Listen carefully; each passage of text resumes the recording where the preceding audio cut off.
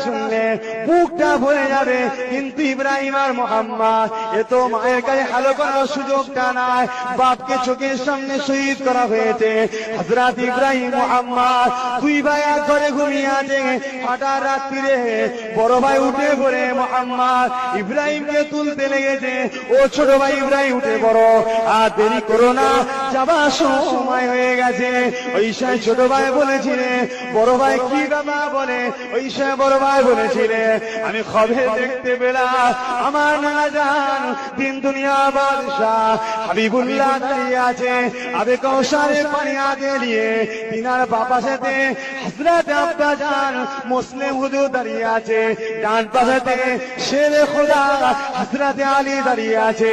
ওই সময় রাসূলুল্লাহ বলেছিলেন, এ হযরত মুসলিম আমার নাতিগুলোকে কেন ছেড়ে দিয়েলে? ওই সময় আব্বা জান বলেছিলেন,